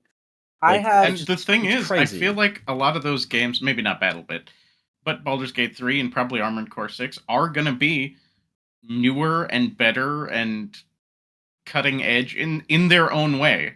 You know, it doesn't have to be. I feel like the problem with some of these AAA games is, and don't get me wrong, I love Red Dead Redemption 2 and whatnot. No, yeah, not many those specifically. It's just they're really good examples to pull out because that is a genuine complaint about them in some ways. But they don't. Neither of those games look like they're trying to remake the wheel or anything. No, It's yeah. like, here's what came before, and we're gonna do it in a modern game setting, to the best of our ability, and it's gonna be new and fresh and cool. And it just takes, and in that way, it is better than anything that came before it. Now, I can't say that for Armored Core yet because it's not out, Yeah, not it. but that's what it looks But it's to be. probably Is gonna be like, good. yeah, it's probably I gonna will be. say, Armored Core is I think like 50 gigabytes or something. There you Just go. saying. Just saying, Red Dead 2. And hey, I mean, in a similar vein, I think myself, much like I think everyone else on this entire episode, have our criticisms of Nintendo, of how they Yeah. treat fans, how they treat customers. But two things that they almost always do, they release a game that's polished, that is content complete, and they also give their devs the time to make what they're trying to make. They do it much better than other AAA studios. This is not including Game Freak in that amount of words that you Game just said, Freak, by the way. listen. No, Just agreed. Had to its make own sure we thing. touch base on that. But no, of course. But like, I mean, Tears of the Kingdom, no matter how you feel about how Zelda has evolved as a series, it is a technical like achievement. The size, the insane amount of freedom and detail and everything, the amount of just stuff going on, 17 gigabytes. And it runs on something that's probably less powerful than my phone. It's for sure less powerful than your phone. Yeah. It is a technical achievement. And they also, from what I understand, were far better in terms of giving their developers the times that they needed. Now, do we know specifics? No. But we do know that Nintendo has a very good track record of delaying things until they're ready, and that also, making sure to keep the health of their employees in mind. I mean, Animal Crossing was delayed until March so that they could avoid crunch and still deliver the best game that they possibly could. No matter what you have to say about Nintendo, and I have a lot, I have a lot of things to say about Nintendo, about how they treat their fans. They do those two things that are very, again, it's that mentality of like, you gotta just target the most important stuff, and it's like it's also feature. Just, they know the complete importance. Game, healthy. They know the importance of like balance and art style over any kind of actual artistic fidelity, which is... Well, they force that on themselves because they keep releasing hardware that's several was, generations behind. I think we all agree the Switch is a little too far behind at this point. Like it's back. I love the Switch, but yeah, it could use an update. Yeah, it is often not on par with the PS4, and it's to be hitting some barrier. I think when are you getting it ever on par with the PS4? But it needs to, they need a hardware refresh at some point. But they seem pretty okay with where things are at right now. So yeah, and it's games like Tears of the Kingdom that make me go, oh, actually, maybe this isn't so bad. Here's a game that's but imagine incredible, 60 frames. Oh sure, it could be better. Argument. It can always be better. It's that weird roundabout argument of like, would I prefer this game at 60, 120 frames? Oh, absolutely, I would. Is it a technical achievement that they got it running at a mostly solid 30 frames per second at all? On again, something that's far noticeably less powerful than my phone? Yeah, that's so impressive. They kind of did that to themselves, but they forced themselves to be impressive. And that's the kind of direction of innovation where it's not like expanding out to be like rivaling the fucking moon landing or something, but instead like how like we want to do this, but we have to fit it on this thing, and that's forcing us to like you could probably completely different kinds of technology. Like I'm sure the porting process would be a nightmare, but I'm sure like the technological strain that Tears of the Kingdom puts on the Nintendo Switch, you could probably someday you will be able to run it on like something that is as powerful as like an Xbox 360 era console or something, because it's such a small game, like download size wise, and it's so like well compressed down. Like you probably couldn't get it any smaller if you tried without ruining something. where I just feel like someday like you're gonna be able to like just backport it at some point if that ever gets some sort of fan following. I am positive you will be able to, if not Tears of the Kingdom, then Breath of the Wild on some like console like 3 generations behind or something like that, because it's just they're so well condensed, and I would prefer something like that happen, because like now we're getting some complaints from like devs where it's like, okay, Microsoft, can you please not require us to develop for the Series S anymore, because yeah, it's like a newer thing, but it's less powerful than this other thing, and our thing isn't going to fit on the less powerful thing. We just made it for the most powerful thing. That's why like, Baldur's well, Gate 3 is coming out on PlayStation in a month and coming out on Xbox. Yeah, Oh, specifically well. because they need co-op to work on the Series S, which like I understand why the co-op would be the concern here, because you're rendering 2 windows and not just the one. exactly. So you have to deal with a very different problem than what normally is the concern there. And because Microsoft has I believe, I don't 100% know this, but I think I had read somewhere that they have a policy that everything that works on the Series X needs to work on the Series S. Yes. So if co-op doesn't work, then they have to cut it from both versions of the Xbox, and they don't want to cut co-op, so they're going to have to make it work on both. Yeah, I mean, how would you feel as an Xbox fan? Like, I have to wait 6 months or a year versus every other console has multiplayer co-op, except me.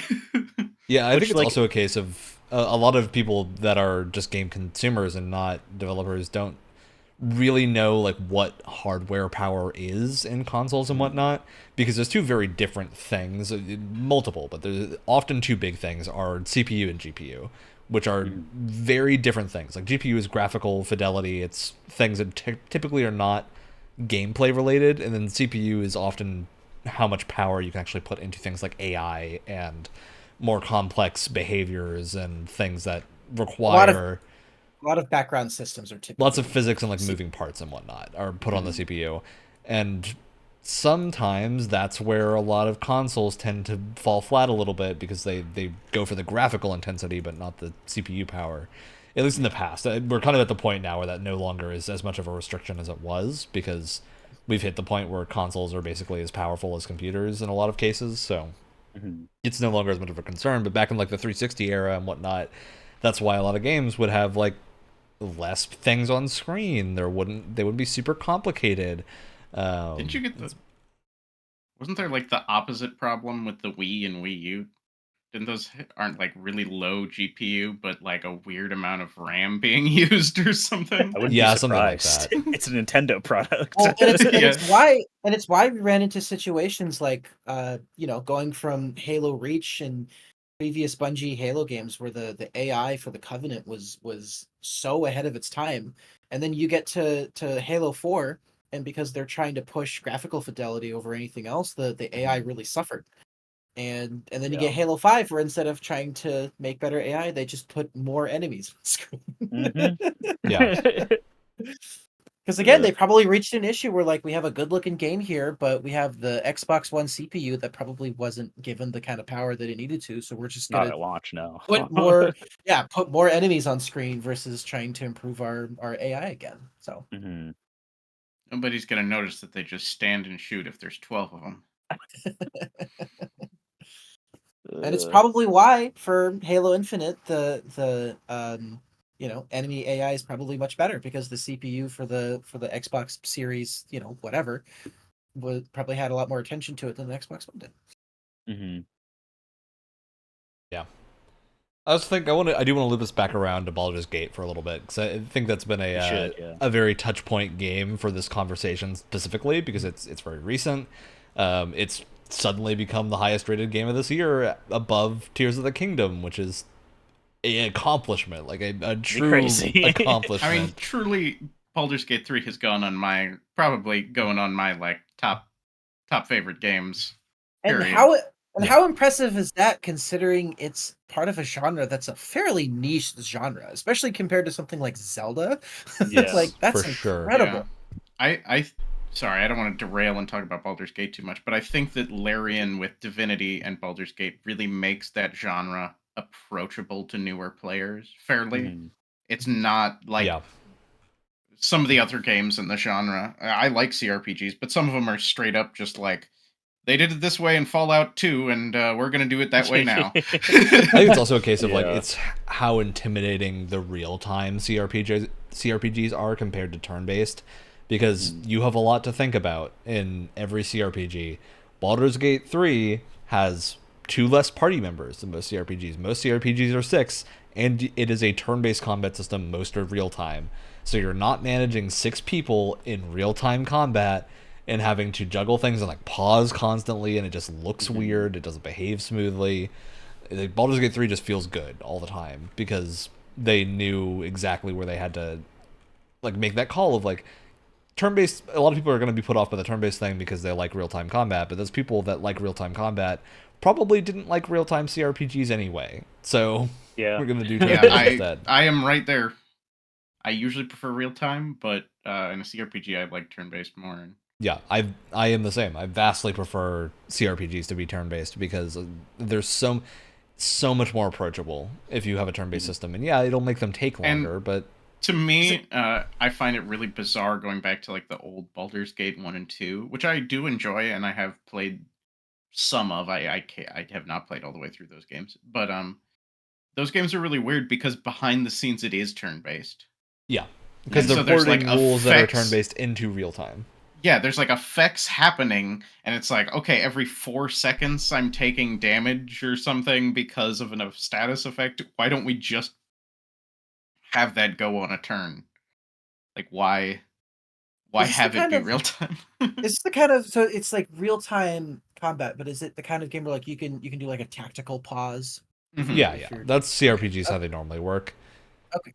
But the issue is often just that like it becomes, unless you're someone that's like enjoys RTS games or something and has the familiarity with managing a lot of things at once, it's overwhelming because you have to deal with what resources do I have in combat, what can I cast, what abilities do I have. So most people pause the game all the time, but at that point you're basically making it turn-based. And so just make it turn-based instead, where everything works a little bit Simplify smoother. it. Yeah, And you can actually especially import the tabletop games that rules. are, yeah, exactly. Especially games like Baldur's Gate that are D&D rules that are already built for turn based. I remember trying to play Pathfinder Wrath of the Righteous, and at first I was like, okay, I'm kind of into this. And then once the game opens up and the real like difficulty and stats hits you in the face, I was like, okay. That is also a feel game that I anymore. heavily recommend playing in the turn-based mode and not the real-time Yep. mode. I really like those games in turn based mode. Yeah. Except when there's like one spider on screen, then I'm like, okay, I can handle this. That's one. what the real-time mode is for. It's nice to have it as an option of like, okay, I just want to get through this without worrying about it. But yeah, the turn-based mode is great. Wrath of the Righteous, phenomenal game. So yeah, the reason I brought up Baldur's Gate 3. What was that, Alex? Kingmaker is pretty good too. Yeah, Kingmaker. See, I played Kingmakers before it had turn-based, and it was a lot harder. They're doing a third one, aren't they? They're doing a just like Warhammer now? game right now. So they're coming out with Warhammer Mega Rogue hyped for Trader, that. which looks super cool, sci-fi, classic CRPG with turn-based combat. Love Am I it. just becoming a CRPG guy? I think everyone is. I think that's what Baldur's Gate has done to everyone. But yeah, it turns out because CRPGs they're not first-person games like Skyrim or other Elder Scrolls games, they can have the complexity level of those games without needing the visual fidelity of them. And I think that goes back to our conversation about scope of like, that's the decision to get all the decisions mattering and whatnot and things. Like the reason it's taking Starfield and Elder Scrolls 6 so long to come out is because they are pushing bars. Like they are pushing tech to the limit that they possibly can. And it means those games are probably, fingers crossed, going to be good and interesting. But if they fail, that studio, Bethesda, has sunk so much time into them. And in that time span, Owlcat Games, I think it is, that does the Pathfinder games, has managed to release 3 CRPGs. So, yeah, that's...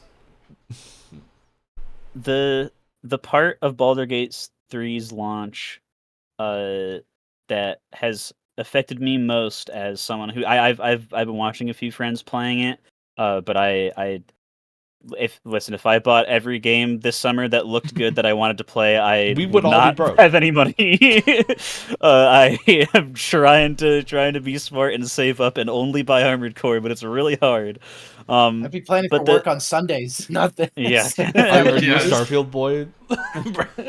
Starfield's coming to too? Game Pass. It's coming to Game Pass, so I don't Oh, have that to is worry true. about that. That is true. That is a good point. Yeah. That's the only but reason I'm gonna play it. I mean, pretty Oh, much damn. same. It's like, okay, the majority of the player base is really enjoying it, and a lot of people that haven't been into, like, not even CRPG, D&D or RPGs in general are like really really enjoying it and getting into it, and it's getting a lot of more people into being like, oh hey, maybe this turn-based stuff ain't so bad after all, or just like, hey, maybe this like scaled back, like this game looks really good, but it's because of the art direction and not because of the graphical fidelity. Like they're starting to understand it and be like, wait, I can make a choice in this game and the game will just let me make a wrong choice and there will still be a rest of the game to play. That's crazy.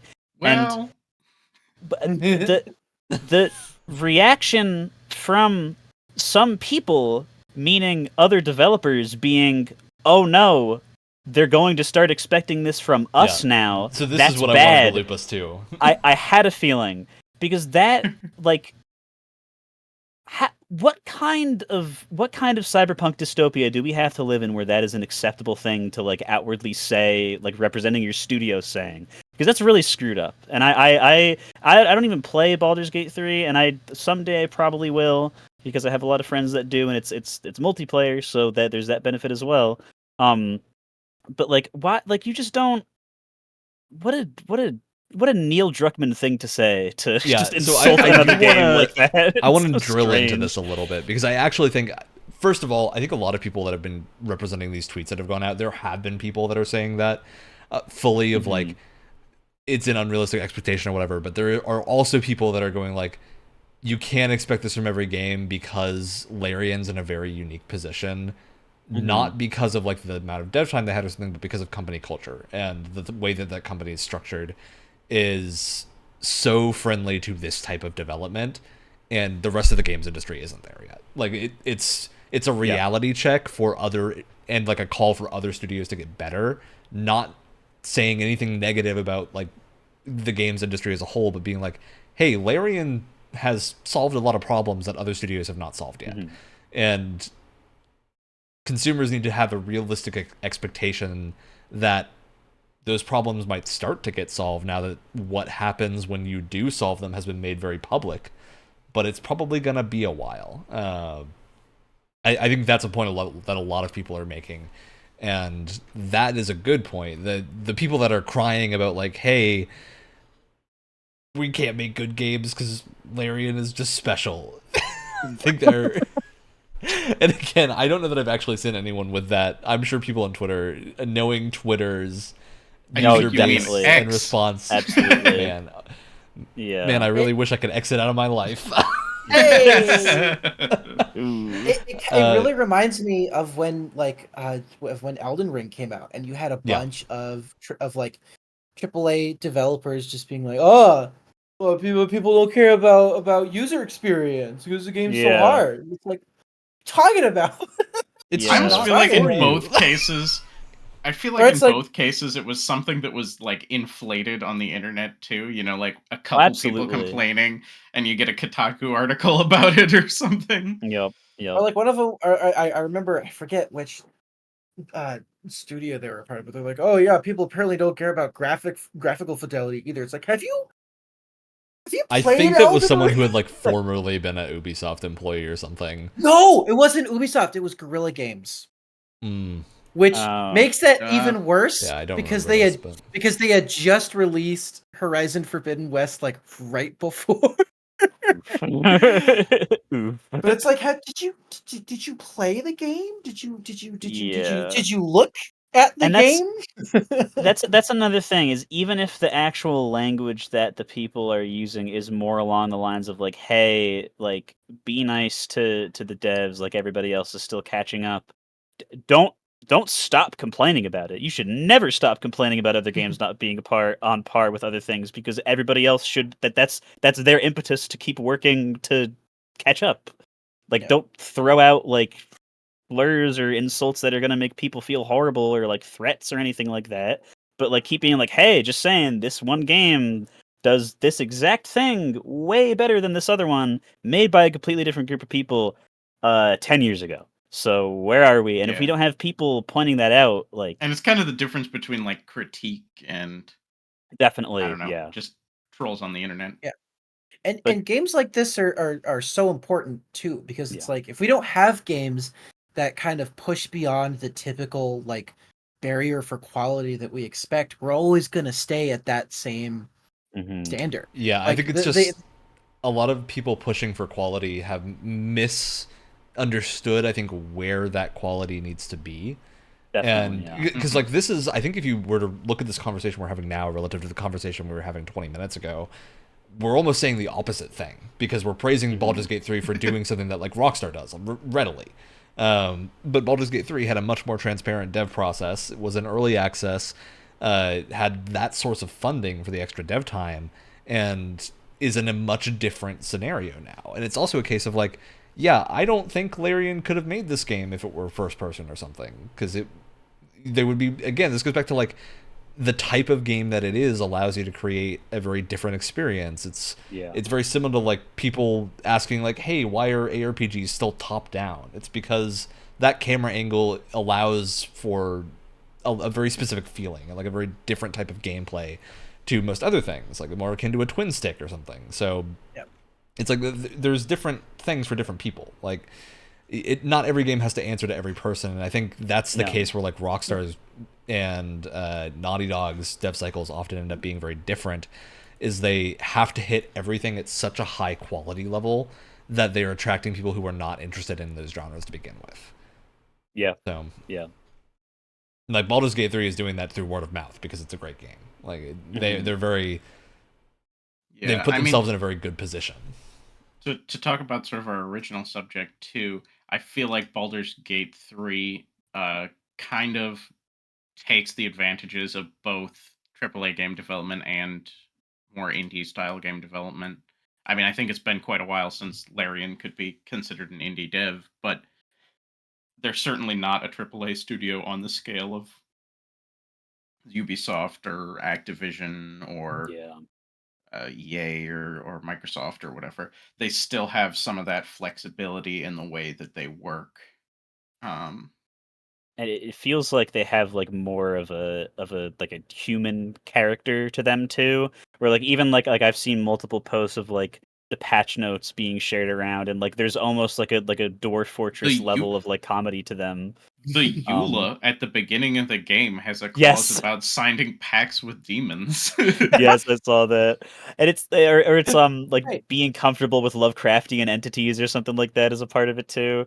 It's just like that's like I get it at some point, you know, with a certain amount of people and handling a certain amount of money. Like you're a business, we get it. Like, you know, you got to run things pragmatically to make sure that things get run well. But when the companies that run things really pragmatically don't do things super well, it's nice to see a company that appears to be able to do that while also being like, you can see the passion and enjoyment that went into the project, like in like every little like character interaction, little writing snippet, item description, the EULA of the game. Like just it's nice to see a large release have that like indie game-ish aspect to it.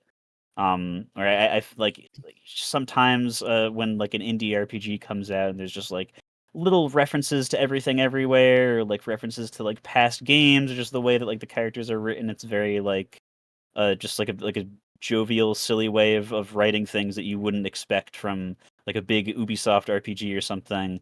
But now we have, you know, something like that from like a crazy big team that had a ton of money and time to somehow still keep all of that intact to make like a really just vast indie game pretty much.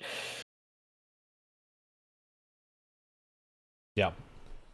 I think it's just it's a very unique situation that the games industry is in right now, because I think Baldur's Gate 3 has brought to the forefront this topic, and a lot of people are chiming in on it, and I think it's just a case of like, people are going to have different opinions. That's fine. I think a lot of the games industry vets are pretty jaded, because they've been the amount of things like death threats that game devs deal with is way out of the normal for your regular job.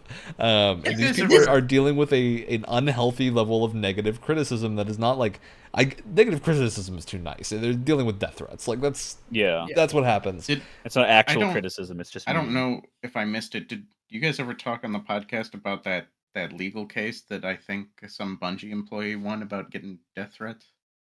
I don't think we did, but that was mentioned as like some of the reasons that a lot of community managers that move on from studios do it because of this. Because, like, they will get a ton of flame and death threats and whatnot for things that are not their fault, they're not related to, are often just like not helpful at all in any way, and that leads to people leaving the industry that are generally really good at their jobs. And so you get a lot of the people that are at higher positions. Oops, now I'm a target. Yeah, you make yourself visible in your target. A lot of people that get past that and go to higher positions have very thick skin because of it, and are. I think the intent with a lot of these Twitter threads and whatnot, especially from like people like Josh Sawyer that are very well-known industry veterans who are clearly very smart about what they do. Like, Josh Sawyer directed Pentiment, which I think is a good example of like why he brought this up, because Pentiment is a game that is like the far other end of the budget spectrum. Like, it was developed on a very small budget. It was a very small team, relatively tight timelines, and yet it's a really, really excellent game. And that's because they knew their limitations. Like, they knew exactly what they needed to accomplish and how much they needed to get that done. And Baldur's Gate 3 is like, well, what if we didn't? Like, what if we made a game like Pentiment, but on a budget level that is so far above it? And yeah, it's fine that Josh Sawyer is bringing that up as like, this is not a thing that, like, don't expect indie RPGs to match something like this. Like, it's not. I'll read his tweet out because I think it's worded very well. The conditions under which BG3 was made are atypical. This is in no way a slight against the game or the people working on it, who are clearly passionate and talented. Having the foundation set and the funding to build things on your own terms is invaluable. And I think that's really what he's getting at, of like, a lot of studios don't have that ability, of like, not studios but devs, or you don't have the ability to build funds and have a platform in a way that makes sense. Or maybe you do and you become Star Citizen. Like, there's another side of the coin that you can fall on in that scenario. Like, you still need things like production and the executives to lead that, but you don't. There's a very fine line to walk with all of this. Well, it comes back. It comes back to. Sorry. I was just gonna say his the way he words it seems a lot less like any sort of dig at Baldur's Gate or like any like one specific dev, and more just like a sarcastic like, well, this is how the rest of the industry is right now, unfortunately, and they're just like a step ahead in terms of being able to have such a fleshed out game experience without. And I would say that's how most of this like feedback for BG3 is it's not actually aimed at BG3. It's aimed at the games industry for not being ready to move towards that. It's the difference between explaining it and trying to justify how things are. Yeah. Right. Yeah, I also think it's just a different situation from the Elden Ring stuff way back when, because those were some nonsensical takes. The Elden Ring stuff was a lot of. I think there's also an attitude, and this is a whole other podcast topic, of every game needs to be for everyone. Yes, I think almost everyone knows that isn't the case. Like, you can't. You can attempt to make a game for everyone, but that in and of itself is going to ostracize groups of people that want something that's a little bit more hardcore, which is fine, because maybe you are making a more casual game. Maybe you're making Animal Crossing, and you want it to appeal to as many people as possible. And like, I'm normally a pretty hardcore gamer. I loved Animal Crossing. I'm not still playing it, but that's fine. Like, they got the money out of me. I had a great time. I don't feel like I was cheated at all. But I think a lot of people will take that attitude of everything needs to be hardcore into every game they play. Yeah. And you gotta things are designed for different types of people. If you don't like Armored Core, you don't need to play Armored Core 6. Yes. Yes. I mean, that's what in my mind. I'm not the Blizzard developer here, but in my mind, that's what Blizzard has done so well throughout their entire career. Is taking a genre and then streamlining things in a really smart way to make it super accessible. It's one thing that they do very, very well, in my opinion. Again, reiterating, opinions are my own and are not reflective of anyone else at Blizzard. But yeah, I think that is what a lot of great AAA studios do, is they take formulas that either they themselves or other studios have created. Like, that was the era of, like, the golden age of CRPGs, where everyone was creating Baldur's Gate clones and iterating on that formula, and games kept coming out that were really good because they were all working off of the same idea that at the time was, like, a really good concept, so they just kept going with it. And yeah, it became a really good thing. It's like the golden age of what I would say first-person shooters back in the era of, like, Black Ops and Battlefield 3 and 4, and, like, every shooter that was coming out tended to be very good because they were all kind of taking things from each other and making each other game better. It's why there's often a saying in game design that, like, great designers steal. It's a case of Absolutely. you want to. It's said lovingly, like. Yeah. It's an invitation to be like, hey, yeah, if we see another game do a cool thing, maybe we can take some inspiration from that. You can't talk about Destiny. How dare you talk about Destiny? Or you could be like Nintendo and just patent everything so nobody can ever steal the things that you stole from other games ever again.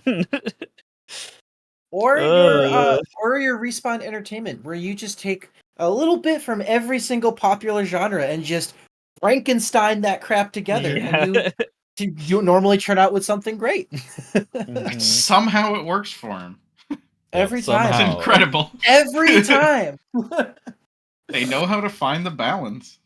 And that actually I forgot that I was going to say this earlier. We ended up moving on to other more pertinent things to talk about, but because now Nintendo's been brought up, and another thing that I want to say that they were good at is not only are they okay with delaying games until they're properly, like, finished and stuff, like you said, Wyatt, but they're also, like, totally fine with, like, we'll hold on to Fire Emblem Engage for, like, an extra year until there's a space for it to come out where it won't get overshadowed by other things. And Respawn, oh boy, Titanfall 2, you know exactly where this is going. Guerrilla Games really have... Yeah. I would argue it's that wasn't Respawn's fault. No, it wasn't Respawn's fault, but I'm just saying they were, like, just purely a victim of, just straight up just a victim of EA, of just double booking, and, like... It was so sucks. avoidable. It's so avoidable, and like a Horizon coming out, like, right at the same time as Breath of the Wild, and then Elden Ring, and then the devs are like, well, why don't we have as many players as we thought we would? It's like, well, because you just placed yourself, like, right next to the It would be fine if they were releasing next to, like, I don't know, a big first-person shooter or something, but instead they decided to release next to the other biggest open-world games of the years. Yeah, and I feel like... Because they're such solid open-world games in their own right. And it's like they keep getting screwed. They just keep getting things that are, like, genre-defining masterpieces. Talking about Baldur's Gate 3 again, I'm pretty sure that's why they moved the game up. Yes. First off, I think they had I think that, you know, they had spent so long in early access, they decided they had the luxury to be like, hey, we can actually make this date. But also, like, hey, we gotta move this away from what was it gonna release, like, a week before? It was going to release on the day that Starfield came out. Good luck. Oh, okay. Good luck on God's day to you. And I believe it still is on PlayStation. And on the day that Starfield comes out. With Starfield, that as well, though there are very different games gameplay-wise, are both appealing to a similar demographic. The classic RPG, sort of RPGs branching. Decisions. I would say that Venn diagram is nearly a circle. Aside from, like, the people playing Starfield because it's sci-fi, the people that follow Bethesda games and people that follow Larian games are probably pretty similar. Mm-hmm. And that's this whole, like, where do you put your release date thing, like, to a degree that affects indie games also, but, like, you're already indie. You probably, unless you like are partnered with some kind of publisher that's going to do that and handle that for you, and just expect like a cut of the funds when the game comes out, you don't have an advertising budget. Like also unless you have like a demo that like reviews really well, and so you get like word of mouth working on your side. Like any day of the year is just about the best day you could release an indie game most of the time, unless you're releasing a Breath of the Wild clone on the day Tears of the Kingdom comes out. Yeah, But like unless you're you could just really in a bind in terms of it's yeah, situation. like And you can kind of work with whatever, and you can okay, well the game is probably going to be finished by this part of the year, so we're just going to say this month, and then when it gets closer this day, awesome, now it's out. Whereas the people that in some cases it feels like the people who have control over the day that a game comes out like almost want to actively sabotage everybody else who worked on it, where they just put it in like the worst spot, or like it's a publisher who wants it out like too early, where like even just like the next month a patch will come out that will fix the issues that wouldn't have been there if they just released it a month later or something like that. And it's I like feel like we it's a see that one very a lot. exactly, yeah. And it just feels like that's a very like we are we the people who are making the game are beholden to the whims of the people that have never played a video game in their life, and they're just going to see the money from it, so they just want the money as soon as possible. And as long as the game is playable when it comes out, enough people are going to buy it where they get the money. And that's like that is another one of those non-direct like budget things where like that's just a AAA thing. AAA has that expectation where the devs are part of different levels of higher ups of higher ups of higher ups, and then people who plan and company owners uh, communicate with the producers and stuff to get it down to all the poor little code monkeys and art goblins in the labs at 4 a.m. working on their wooden door textures. Uh, or it's their very cloth physics. strange. Or their cloth, yeah, or their mattress physics, where Their it's bed like, sheet deformation. yeah, where it's like I feel Ah. like that's it's almost like a like that's around and just nobody's really talked about it because that's just what AAA has become now. I feel like you could go back to like some ye old early 2000s time or whatever, and like I mean this is also because you can't patch a PS2 game.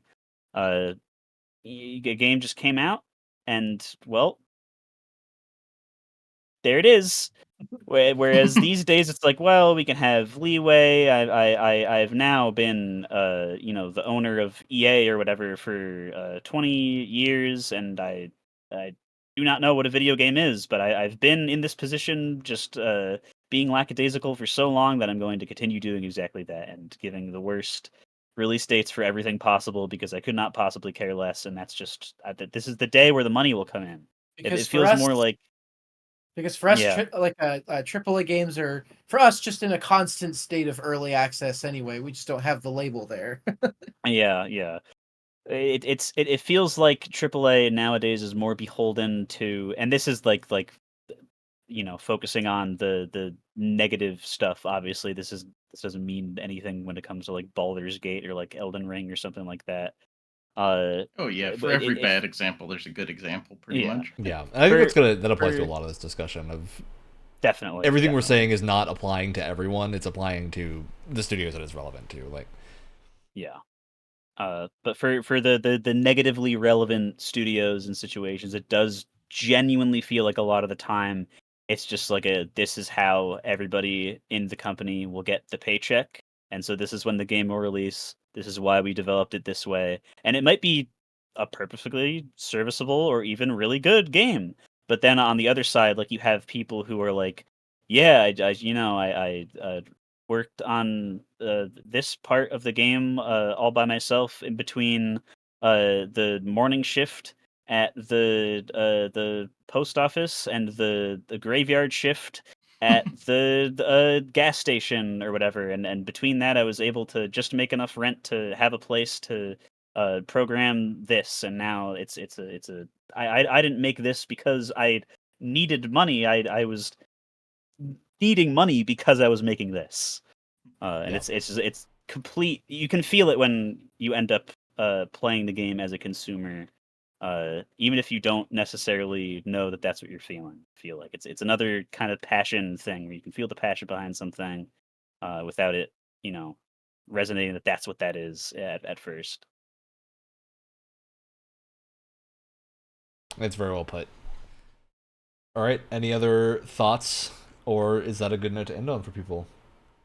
We've run our Baldur's Gate almost a 3. full 2 hours on this, so I'm sure we will revisit a lot of this conversation because next week is going to be our Game Pass Games Club episode. The month after that, instead of doing a Game Pass Games Club, we're going to do an episode on Starfield and Armored Core and a couple other games coming out and kind of treat that as that Game Pass for that month because I think all of us are going to be playing Starfield a good amount.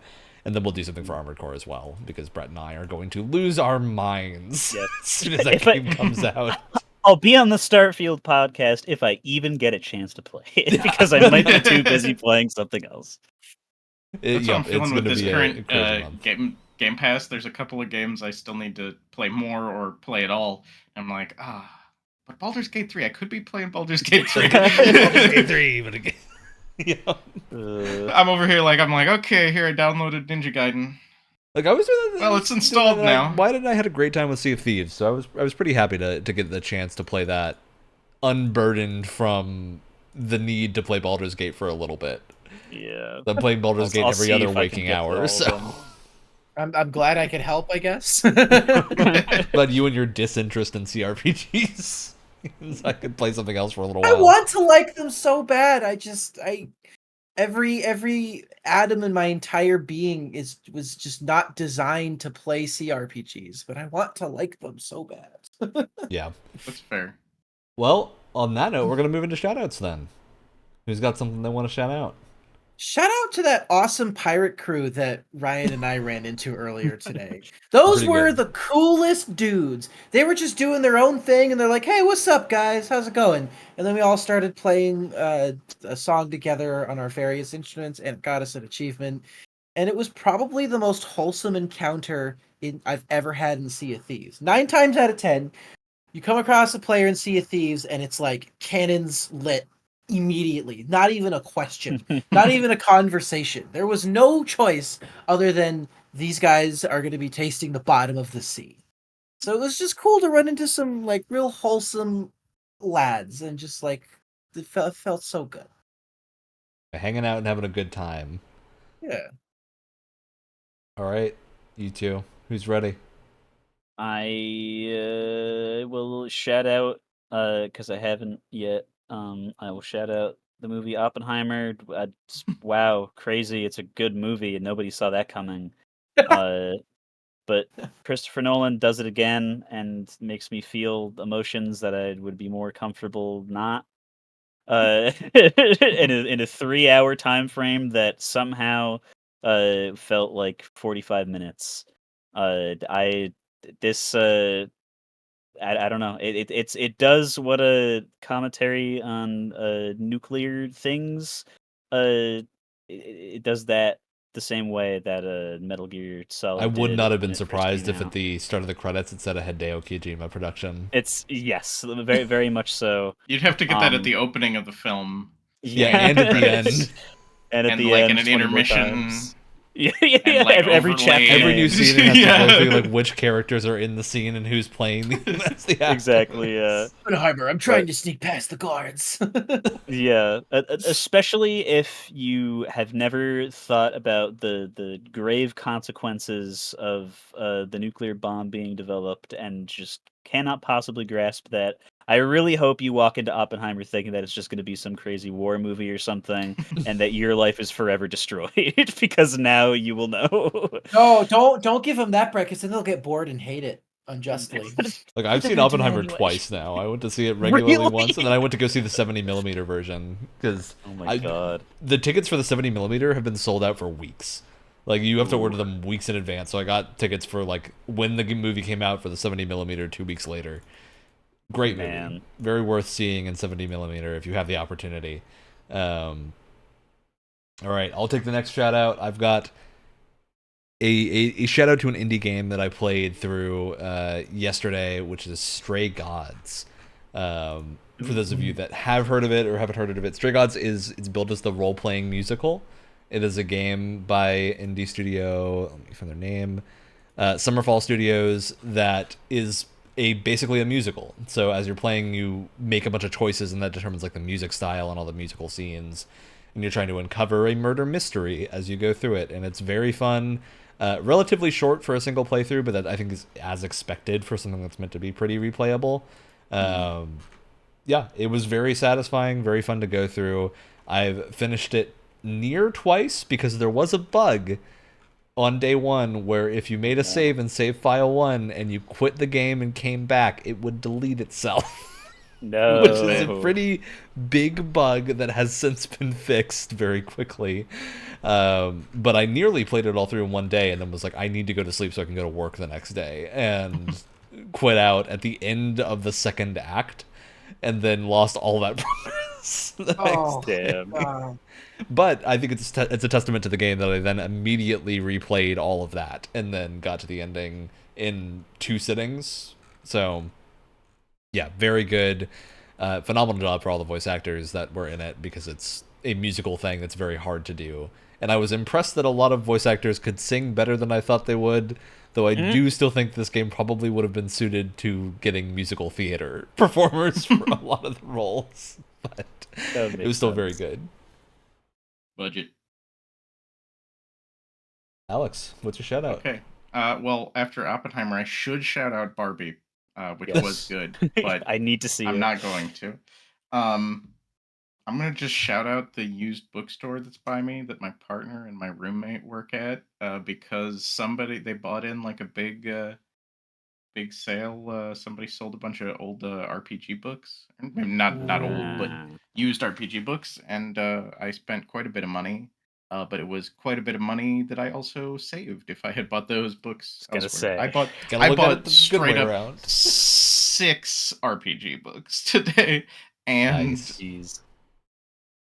and seasons 1 through 3 of Deep Space Nine. Nice. I like the lead up to that. You're just leaving us in suspense. Well, I didn't remember what I got. It had a sticky note on the cover. Awesome. I was like, it's season something of Deep Space Nine. I see. All right. Well, on that note, we're going to go ahead and end the episode. As always, Tuesday mornings at 7 a.m. Eastern or Pacific time now on the podcast platform of your choice, YouTube and Twitch. See you next time.